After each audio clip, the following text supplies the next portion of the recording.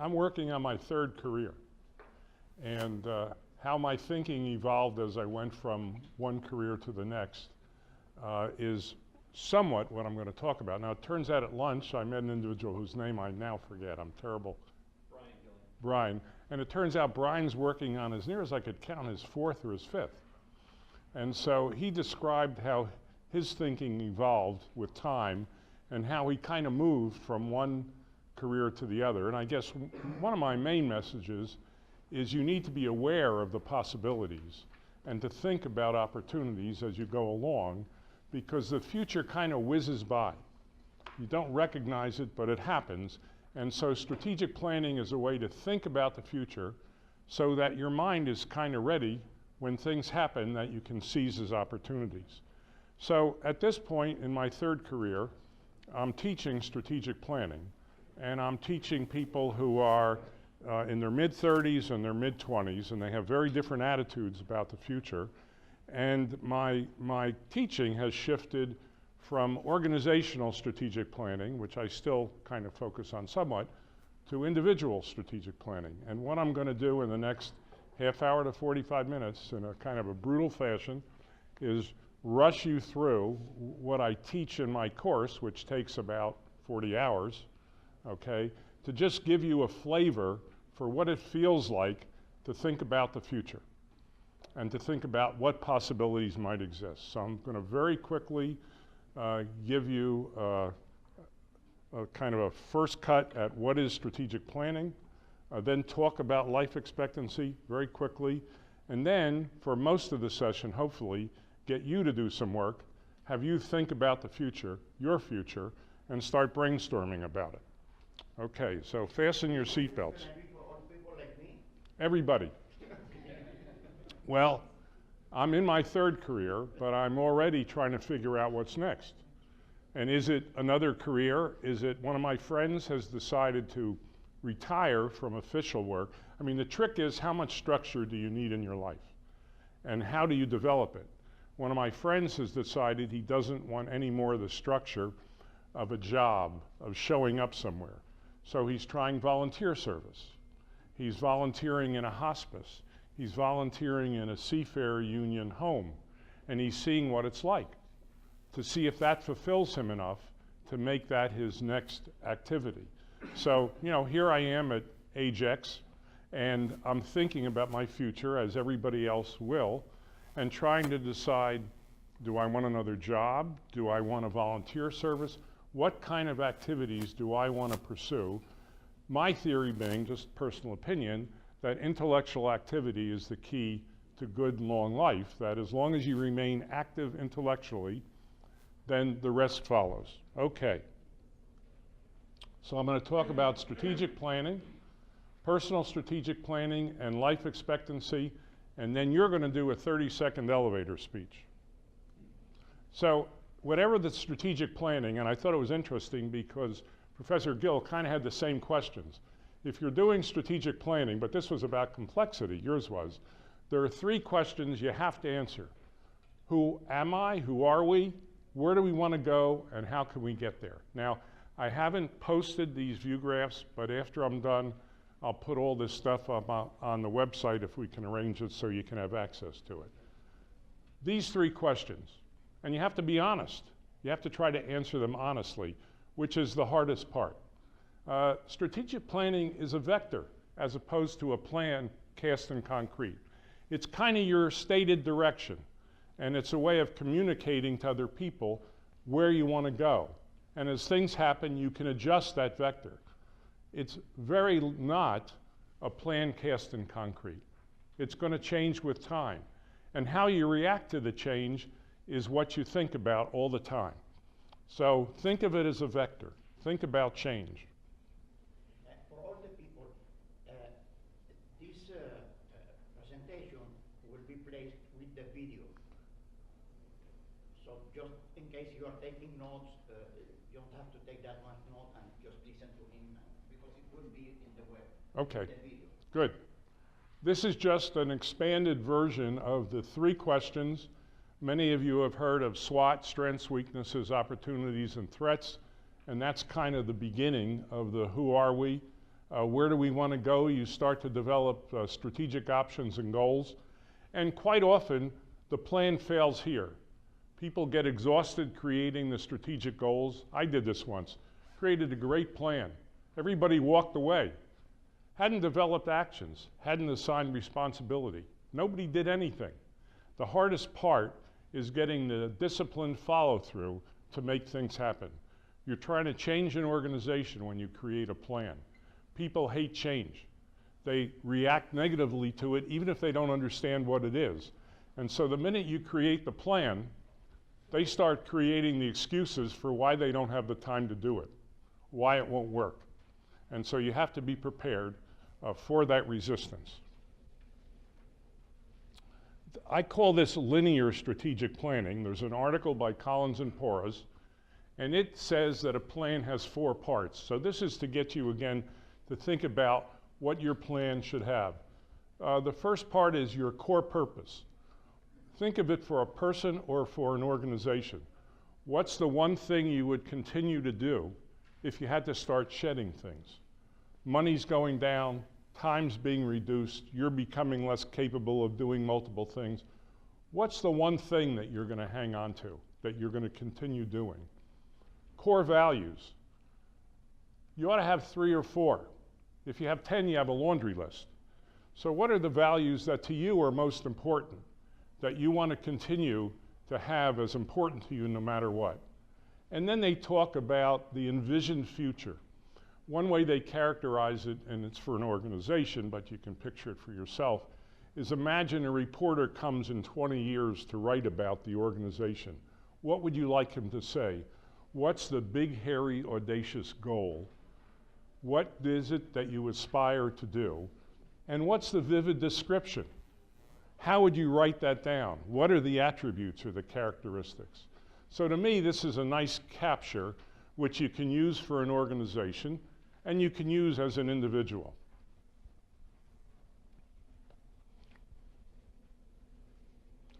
Let's talk about life expectancy. Who wants to tell me what the life expectancy is right now in the United States, roughly? 80. Good number. What was it in 1900? 47. Big jump. What's it going to be in 2070? I mean, I haven't even figured that out, but clearly we're moving past 80. Look at that change. So what's the implications of that change? Well, in the good old days, and incidentally, I don't believe in the good old days. I think we forget the bad parts, okay? But pre-1960, most people had one career, retired around 55, and sat in a rocker until they died around 60. Now, slight exaggeration, okay? But generally, particularly in the United States, people had one career, they stayed with one company, and they viewed that they were going to live their life comfortably by having that one career, and then to a large extent doing nothing beyond. Okay, now I know I'm exaggerating, but there's some element of truth. Now they have 1 or 2 careers by 55. I saw one statistic, which I don't know whether is true, that millennials, quote unquote, whoever they are, certainly not me, millennials have something like 25 jobs by the time they're 35.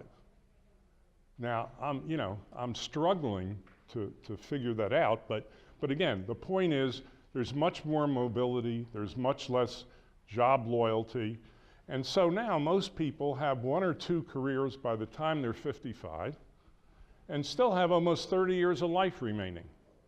So what are they going to do? What are you going to do with those extra 20 or 30 years? Can I just comment on that? Sure.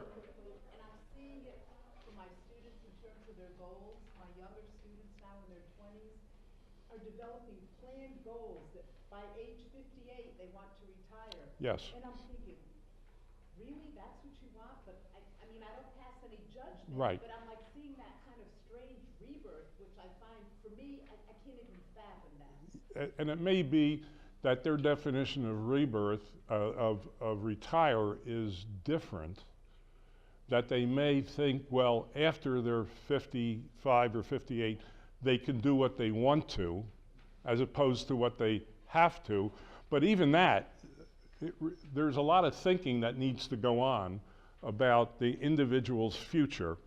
A good point. They may be leaving their parents' basement. Yeah, right. Dr. Ira? Yes. But come to what she just said. I was thinking the same at that age. But as we grow old, we change. Yes. The way we think, the way we look at things. Exactly. We develop. Yes. And whoever's thinking planning that to... way, really? I'm You sorry? really thought that way? You really did? When I was 20, yes. When I was 20, my goal is to retire at 50. Yes. And to be successful and Yeah. have a career and family and everything. Now, when I got to 30, my perspective changed. Every 5 years, every 10 years, we Yeah. shift, we change. It does change. You're absolutely right. Now, I teach two different groups. I teach people in their mid-30s. They're fundamentally, many of them are from law enforcement, but let's just characterize them, stereotype. They're kind of mid-30s, okay? And then I teach another group who are in Teach for America, so they're essentially mid-20s. Just got out of undergraduate. They've been parachuted into the middle of an inner city school to teach and learn how to teach. Their eyes are like this, okay? And so when I say to the people in their mid-30s, I want you to think about the future, a lot of them are already thinking about it. Now, you know, there's a Gaussian, I'm a physicist, so everything's a bell-shaped curve, but there are some who've got a plan laid out, and there's some who have some fuzzy idea, and then there's some who don't have a clue. They sit in my class and they're helpless. Now, when I talk to the 20-somethings, and I say the same thing, talk about the rest of your life, they say, well, when I'm 30, I'll start thinking about having children. I said, no, you don't get it. You're 45 or 50, you're completing your first career, your kids have already moved out, now what are you going to do? And so it's very hard for them to even conceive of what's going to be happening.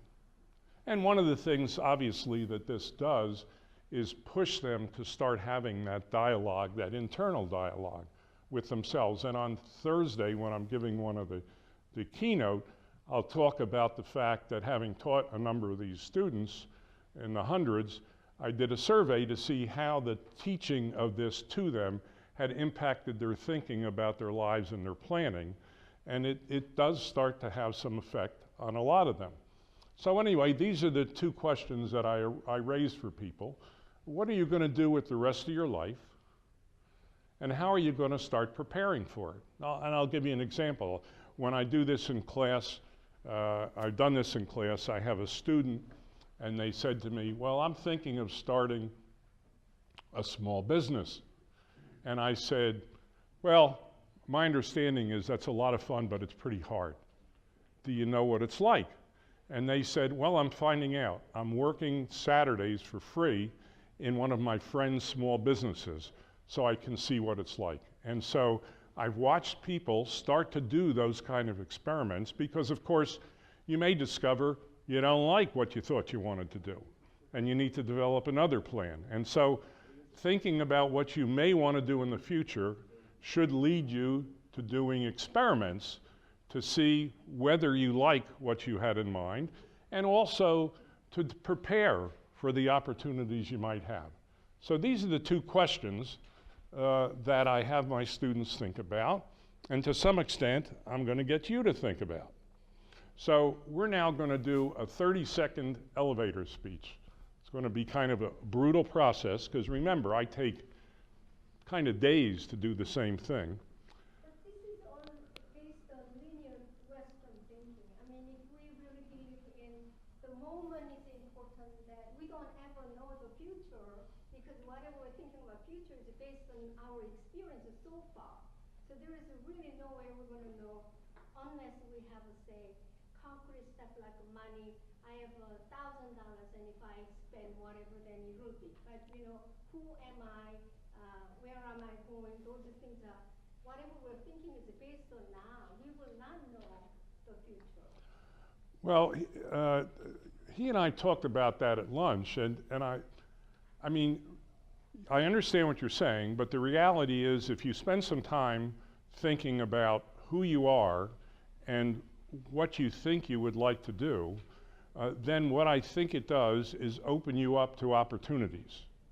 To me, planning is not step-by-step linear. You're trying to lay out a future that'll be cast in concrete. It's making you intellectually alert, so as opportunities, whatever they are, come by, you say, gee, I might like to do that. Maybe I ought to try that.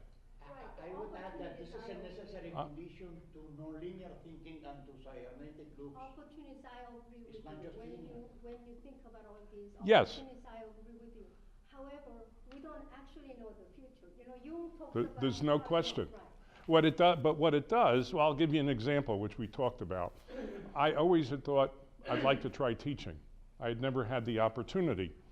And when I was starting to look around to change careers, I was offered an opportunity at the Applied Physics Lab, which is part of Johns Hopkins. And I figured, well, one part of Johns Hopkins, it's all part of the same university, right? It must be easy to kind of find your way around. Well, universities are strongly siloed, just like most other organizations. In fact, it's like at APL, they call them cylinders of excellence, okay? Which are the silos, right? And so I was offered an opportunity to go to APL without any idea of what my job was going to be, okay? But I saw an opportunity to get into a wider window for a teaching opportunity, and so I took it. And while I was there and became the director of strategic planning, somebody found me from elsewhere in the university and asked me to get involved in teaching. And so, it's not a linear process. You certainly can't predict what the future is going to do. All you can do is open yourself up to opportunities and try things and see what happens. So certainly I'm not trying to, but I understand what you're saying. Okay, so now you're going to do a 30-second elevator speech. So here's a scenario, and then I'm going to get you to work through it by yourself and in groups around the table. You've decided that you want to move on, okay? And you're trying to decide what to do with your next career. And you're in an elevator with somebody who knows you're thinking about moving on, and is well connected in the community, knows people, knows where opportunities are. And you're on the 3rd floor, you're not on floor 100. And he turns to you and says, so what are you going to do with the rest of your life? Okay, and so you have to have a 30-second elevator speech that says succinctly. Now, I did this as part of a retirement course that's offered to admirals in the Navy that I had the opportunity to take. And I had several days to do this.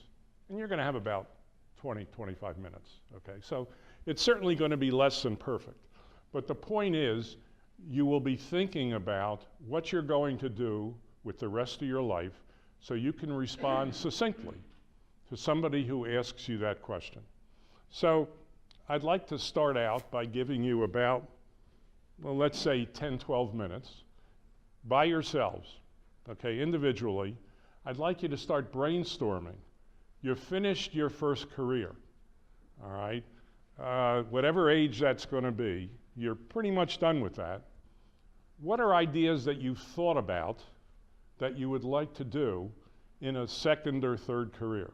Something beyond. And I guess the point I have to make is, it doesn't have to be a career. A scientist, a woman that I worked with, became a bird watcher and a flower show judge. These were the things that really were her passion, and so she followed through. Another friend of mine went into his garage and built a wood workshop. And that's all he wanted to do. So we're not talking about only a career. Yes? I had a senior professor who taught me when I was doing my master's degree. He was 62 years old. On the last day of teaching, he said to us, you're the last group I'm going to be teaching because I'm going to follow my passion and I'll resign from the university. Everybody was surprised. You're very successful. He gets a lot of research grant. And he said, my father passed away last week. I was doing all my career to please him. Now he's gone, I'm going to follow my passion. And guess what his passion was? What? He wanted to become a butcher. He literally resigned, bought a farm, and he's now a butcher. I can't top that. All right, so you've got like 10 minutes. and I'd like you to each sit individually. Then you're going to kind of share with each other to get some ideas. Just by yourself, ideas you've thought about for the second half of your life, your second or third career, beyond the stage that you are now. And just brainstorm. Just kind of write down some ideas, and I'll give you 5 or 10 minutes.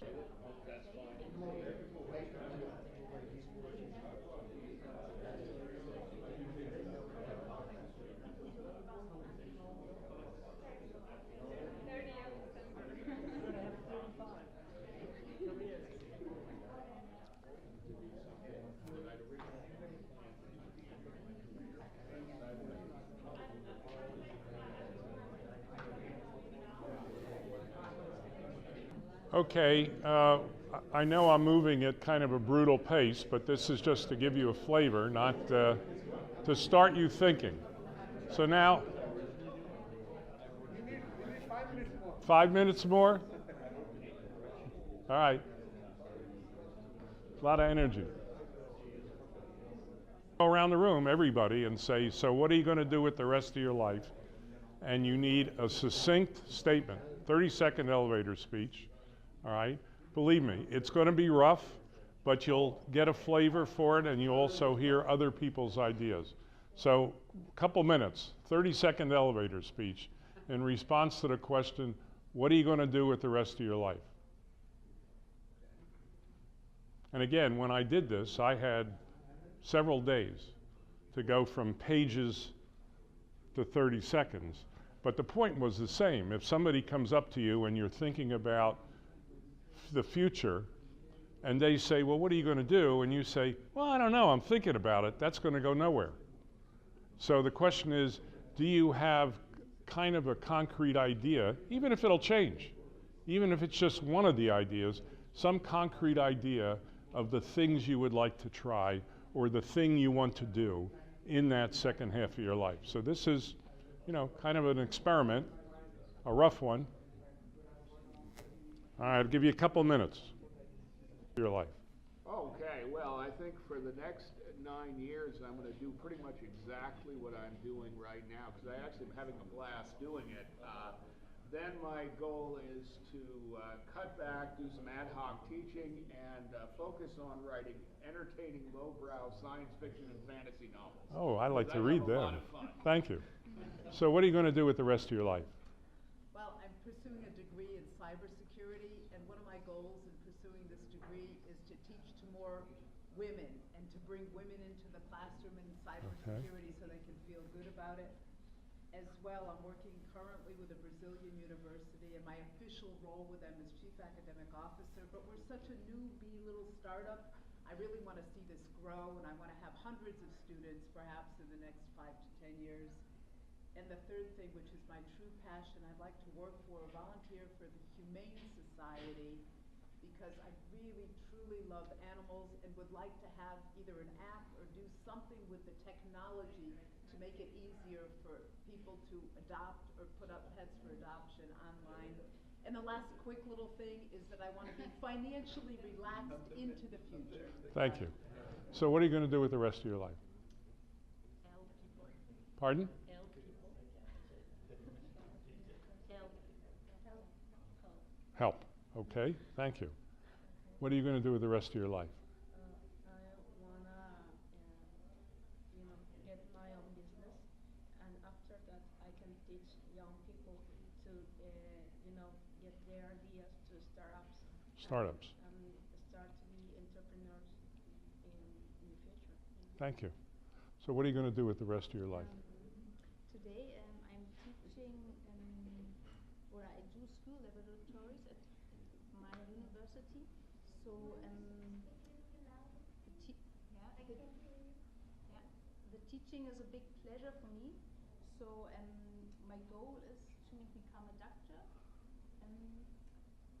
So I would say in the next 5 years, maybe. and after that, I have a really perfect, awesome mentor at my university, which teaches me too, and I want to be like her. So I want to get a prof at the university and teach students informatics and programming and something like that. Thank you. This is a great goal for me. Thank you. So what are you going to do with the rest of your life? Now, continue with the teaching the young people Right? to create their dreams to entrepreneur. Right? For my own life, to enjoy my family, to painting, cooking, sewing, the creativity things. Okay. So what are you going to do with the rest of your life? I'm gonna try to continue with the dream that I had when I was 30 years old, by other means, because I failed in all the means I used up to the present. So I'm gonna be looking for other means. Right. For internal and external interdisciplinary communication, Okay. and for relating doxa and episteme You can't wait for that, right? through publishing house, and I'm getting young people to continue with this dream. So I got already 3. Thank you. A lot younger than me. So what are you going to do with the rest of your life? Live large, in charge, lead an entrepreneurial program, whether it's through a university or privately, for startups with the opportunity to invest seed money, as well as to carry them through the process into full-fledged businesses, with a focus on health, fitness, family, and love in life, and constantly help grow and help others to drive their financial success, because I think money is the #1 restriction of people chasing their dreams. Thank you. So what are you going to do with the rest of your life? I have to consider professional and the private side. Professionally, everything is set because my boss, my department head, will retire in June, and together with her, I worked as a vice department head for 20 years, and I will take over the stuff, and I know what I will get. And Got it. I won't change too much there. Privately, both of our children left last year, so my wife and me, we want to be more spontaneous, and I really, being a software engineer, I plan too much. I want to plan less. We want to travel to various places and really try to use our freedom, because the kids don't have kids by themselves. Right. Before we have grandchildren. You're free. In the next 2 years, yeah, we will use our new freedom, and then let's see what comes. Right. Thank you. So what are you going to do with the rest of your life? My plan is write a book related to my own experience and the challenges I have had during the life, because I think this experience I would like to share with everybody in the world, for they know how to affront, some way to affront the difficulties, and how to solve all the problems that we have during the life. Thank you. So what are you going to do with the rest of your life? Well, I want to study another postdoctorate, travel around the world, continue being professor at the university. Thank you. So what are you going to do with the rest of your life? Like most of the people that have said something, I like to make a difference in the lives of others. And I'm actually preparing myself now, pursuing a doctorate, to be able to do this. So I would like to continue my work at the college. And I also have this idea of publishing, not necessarily scholarly research, but certainly books, papers, and I also like music, and I want to write music. Okay. Thank you. So what are you going to do with the rest of your life? I'm a lawyer.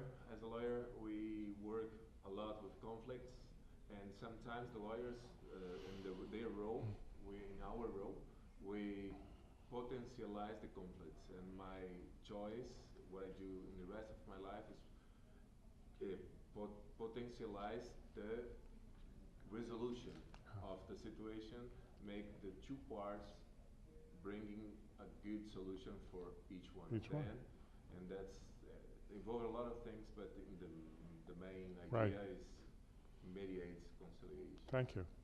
So what are you going to do with the rest of your life? I don't speak English fluently. I apologize about this, but I am privileged by God because I was a public audit. I have 3 careers now. I am a judge of a government accountant, professor, in a public university, and I have 10 books write to me by me. Today I only ask God health, time to plant tree. Do you understand? Yes, I do, very much. I'm Thank so you. sorry because this Yes, when we have health, we can do an awful lot. Thank you. That's all right. So what are you going to do with the rest of your life? I will continue to live the way I'm living, war with the unfolding life itself, and somehow I have enough faith. I'm not religious, but I have really faith that it'll provide me Work out. opportunities. One thing I really like to do, I'm not so sure yet, but I'm really bothered by divisiveness of our society. And I actually taught multicultural counseling and practice. I know how we can remember our pain to be able to come together, celebrating Yes. differences and not dividing. So I'm thinking about maybe quitting teaching and doing that, but I'm not so sure. I'll just trust. Thank you. So what are you going to do with the rest of your life? Finish strong, stay engaged, travel the country in an RV with my wife, and God willing to live long and prosper. Thank you. So what are you going to do with the rest of your life? I want to reduce the health disparity in China and in other places around the world because I want to help people with low income to get access to healthcare. And in the next step, I want to get more fieldwork experience other than the research, and I also want to know more about other countries' culture and history. So I plan to travel to many places. Thank you. So what are you going to do with the rest of your life? Along with teaching, I'll be planning to help more for the people who are in need of my assistance, like volunteering in a hospice or home for the aged, or help build house for the homeless. Thank you. So what are you going to do with the rest of your life? I take care of my health, take care of my dog. So what are you going to do with the rest of your life? Oh, I'm sorry. I'm going to work on my own happiness, and my second mission would be like to teach Okay. along my life and try to be useful to the world. Thank you. So what are you going to do with the rest of your life? After my second career, I plan to start a third one where I can build up things, help other people. In addition, I'd like to support my children in their first steps in career, and also traveling with my wife. It's the same as with you, having the freedom again. Yes. We'd like to get the most joy out of that. Yep. Thank you. So what are you going to do with the rest of your life? I think I will continue to follow my passion and doing the research on the unsolved problems. And meanwhile, I'm really, enjoy in experiencing the different culture and different country. Maybe I will do the different jobs around the world. Right. Yeah. Thank you. So what are you going to do with the rest of your life? I basically would like to follow my passions, that is music, to play for a band, to do gospel music basically. And the second thing I would like to do is start bridge courses for students who pass out and who are unemployable. And the third, in case time permits, is I did a degree in law, but I never practiced. So maybe use that to fight cases for people who really need it. Thank you. So what are you going to do with the rest of your life? So I'm going to retire yesterday and take the 38 years of experience into one job I've had in that time, and use the next 33 months of my school, my education, second, third, fourth education, I guess, and come out of that and meld the two together, the practical 38 years and the 3 years of research, and help people think for themselves. Thank you. So what are you going to do with the rest of your life? I would like to do what I'm doing now. I'm an education technology consultant. I've got lovely work. I work in a developing world context, mostly in Africa. I travel. A lot of you mentioned they want to travel. It's kind of built into my job. So that's good. I meet very interesting people, all different backgrounds. So I'd like to do more of the same. And so rather than change the career path, I think I'd like to invest in changing some of my core values in the future. So I would like, sounds a bit funny, but I'd like to be able to meditate. As soon as I try and meditate, I fall asleep. I would like to live simpler. I want to eat less and better. I want to be able to declutter my life. It's full of stuff which I think is superfluous and has all been added on top. I would like to care more for the people around me. I feel sometimes I'm a bit superficial. I don't invest enough time to really get deeper into relationships with those who are connected to me. So yes, I would just like a simpler life. Thank you. So what are you going to do with the rest of your life? I would like to combine my two careers. I'm a nurse for children, and I'm a teacher, and I would like to run my own organization within a charity context, so where I can provide education, education and healthcare for nurses and children as well. Thank you. Did you ever got to your question, I'm going to spend the rest of my life thinking how can answer your question in 30 seconds? I have now. I thank you very much for your attention and your energy.